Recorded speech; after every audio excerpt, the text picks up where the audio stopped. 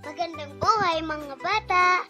Tara, samahan ninyo akong matuto kasama si Teacher Aika, your online teacher. Please don't forget to subscribe, like, share, and hit the notification bell for more videos. Thank you! Revised K-12 Curriculum Filipino, Grade 2, Quarter 1, Lesson 3, Day 1. Ang ating aralin ngayong araw ay tungkol sa batayang elemento ng tekstong naratibo sa tauhan at suliranin nito, tagpuan at pangyayari. Banghay. Muli, ako si Teacher Aika, ang inyong online teacher. Simulan na natin. Mga layunin. Natutukoy ang mga salitang madalas gamitin o high-frequency words. Nagagamit ang mga salita na high-frequency tungkol sa sarili at pamilya.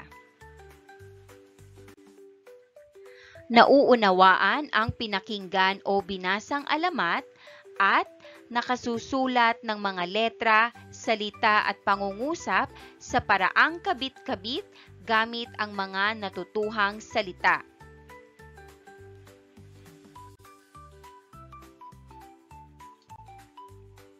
Magsama-sama ang bawat pangkat at buuin ang ibibigay kong puzzle. Pagkatapos mabuo ay ididikit sa pisara. Anong larawan ang inyong nabuo? Ibahagi ito sa klase. Magkakapareho ba ang laki ng paru-paro? Ano-ano ang mga kulay ng mga paru-paro?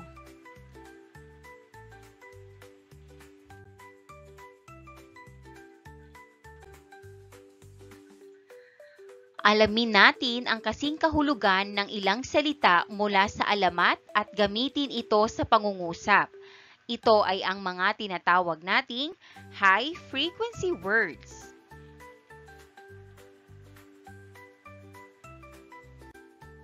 Basahin ang mga salita. Number 1, pipitas. Number 2, palamuti. Number 3, tarangkahan. Number 4, malilimos. Number 5, kulisap.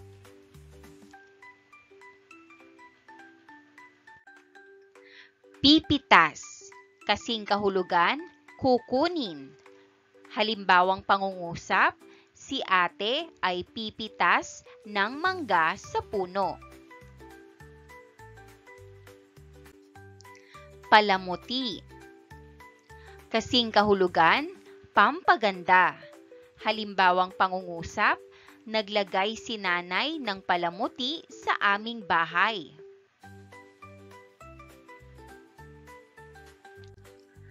Tarangkahan. Kasing kahulugan, gate. Pangungusap, binuksan ni tatay ang tarangkahan. Malilimos. Kasing kahulugan, hihingi.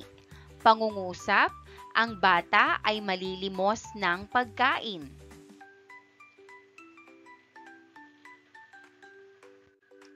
Kulisap. Kasing kahulugan, insekto. Pangungusap, may kulisap sa ilaw kagabi.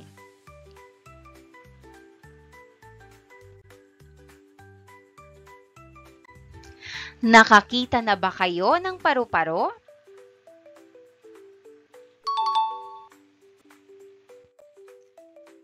Saan nagmula ang paru-paro?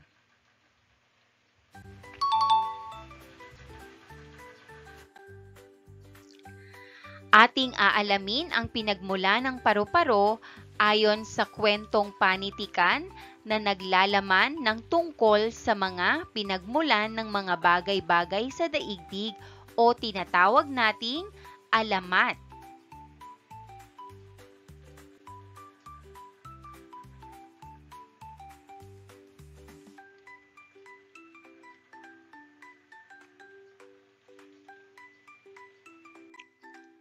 Pakinggang mabuti ang alamat.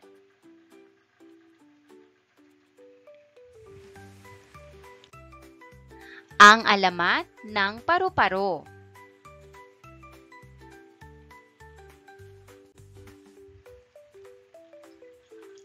Magkapatid sina Rona at Lisa, ngunit magkaiba ang ugali nila. Masipag si Rona, ngunit si Lisa ay walang inaatupag kundi ang magpaganda. Habang naglilinis ng bahay, nagluluto o naglalaba si Rona, si Lisa ay nasa harap ng salamin, nagsusuklay at nag-aayos lagi ng sarili.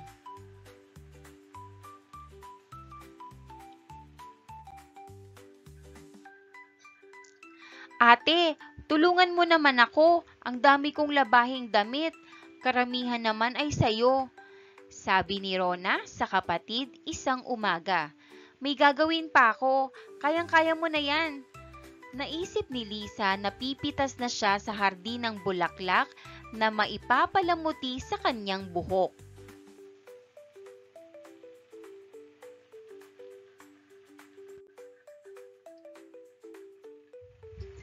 Pumunta na nga si Rona na mag-isa sa tabing ilog para maglaba.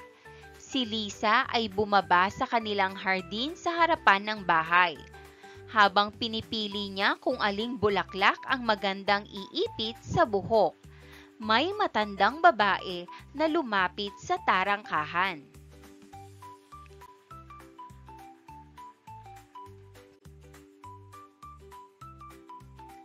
Ineng, maaari mo ba akong malimusan? Samo ng matanda. Wala akong maililimos.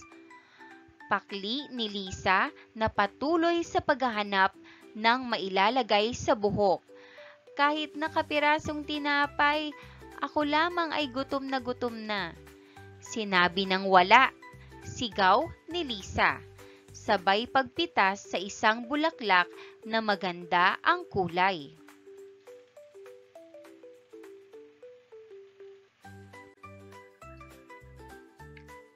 Nagalit ang matanda. Hindi ka lang pala tamad, maramot ka pa at walang galang sa matanda. Gagawin kitang tulad niyang hawak mong bulaklak, ngunit isang kulisap. Engkantada pala ang matandang babae.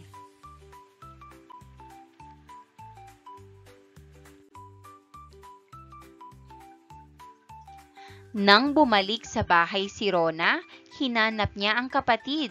Pumunta siya sa hardin dahil alam niyang mahilig ito sa mga bulaklak. Subalit wala si Lisa. Ang napansin ni Rona ay ang paru-parong lumilipad-lipad sa ibabaw ng mga bulaklak. At iyon ang alamat ng paru-paro.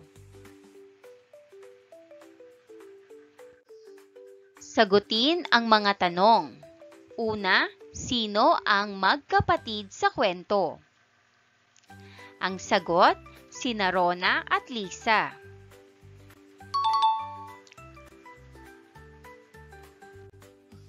Pangalawa, ano ang taglay na katangi ang mayroon si Rona? Ang sagot, si Rona ay masipag.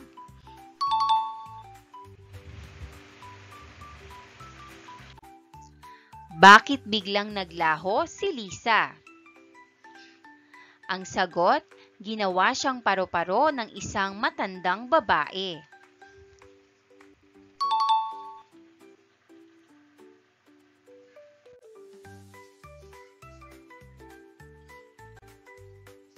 Sa kwentong napakinggan o binasa, may mga salita na nais ko na basahin ninyo at pag-aralan na isulat ng kabit-kabit. Number 1, maganda. Number 2, matanda. Number 3, maramot. Number 4, sagutin. At number 5, inapi. Subukan nga natin na isulat ang letrang M at S ng pa-cursive o kabit-kabit.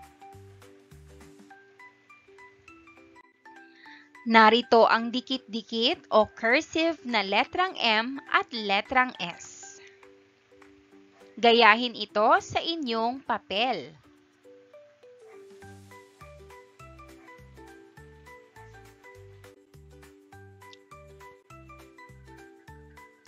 Mula sa mga salitang hango sa binasa nating alamat, gamitin ito sa pangungusap tungkol sa sarili o pamilya.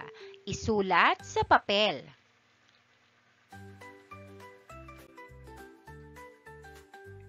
Number 1, pipitas. Number 2, palamuti. Number 3, tarangkahan. Number 4, malilimos. Number 5, kulisap. Narito ang halimbawang pangungusap. Number 1, ako ay pipitas ng gulay para sa aming ulam. Number 2, nagpabili ako kay nanay ng laso para sa palamuti ng aking damit.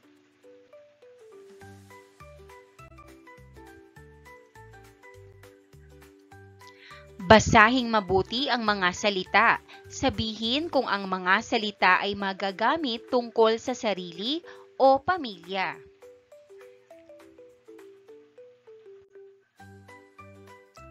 Number 1, masipag. Number 2, magkaiba. Number 3, maglaba. Number 4, ate. Number 5, alamat. Number 6, ako.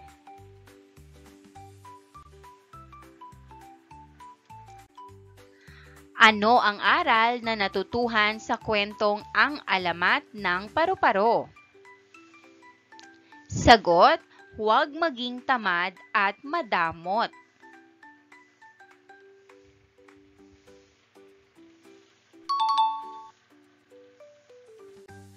Paano isasabuhay ang aral na natutuhan? Ibahagi ang iyong sagot sa klase.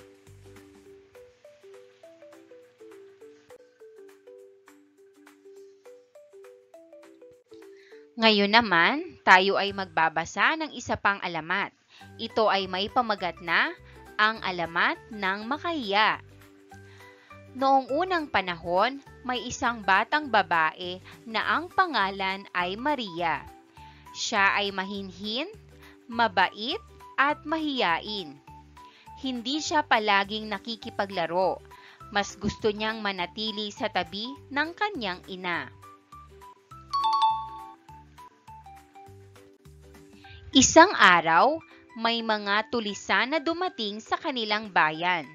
Nagtago ang mga tao, ngunit si Maria ay hindi makita ng kanyang mga magulang.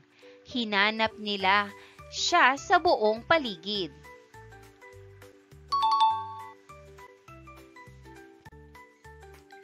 Habang naglalakad ang kanyang ina sa damuhan, may nakita siyang munting halaman na may maliliit na dahon. Nang hipuin niya ito, bigla itong tumiklop. Sabi ng ina, si Maria ito, ginawang halaman upang hindi makita ng masasama. Mula noon, tinawag ng mga tao ang halamang iyon na makahiya. Dahil ito ay tulad ni Maria na mahiyain at tahimik.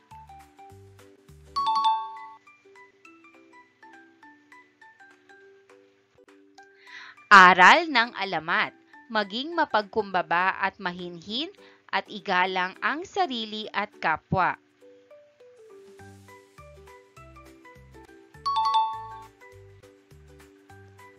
Sagutin ang mga tanong. Una, sino ang pangunahing tauhan sa kwento? Ang sagot, ang pangunahing tauhan sa kwento ay si Maria.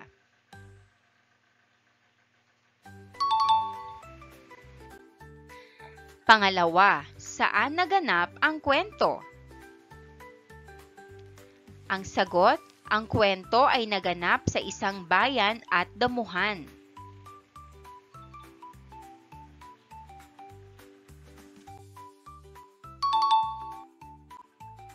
Number 3, ano ang naging suliranin ng kwento? Ang sagot, ang suliranin sa kwento ay nang dumating ang mga tulisan at hindi nila makita si Maria. Number 4, kung ikaw ang tauhan sa kwento, paano mo bibigyan ng solusyon ang problema? Ang sagot, kung ako si Maria, magtatago ako sa ligtas na lugar at sasabihin ko agad sa mga magulang ko kung nasaan ako upang hindi sila mag-alala.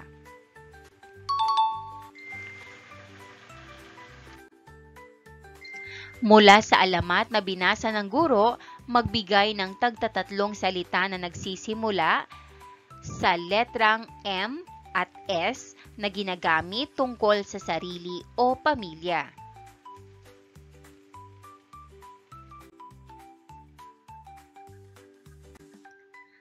Mula sa isinulat na salita na nagsisimula sa letrang M at A, gamitin ito sa pangungusap. Isulat ito ng kabit-kabit o cursive, isulat sa papel. And that wraps up today's lesson. If you enjoyed this video and want to see more content like this, don't forget to hit the subscribe button and ring the bell so you never miss an update. Thanks for tuning in.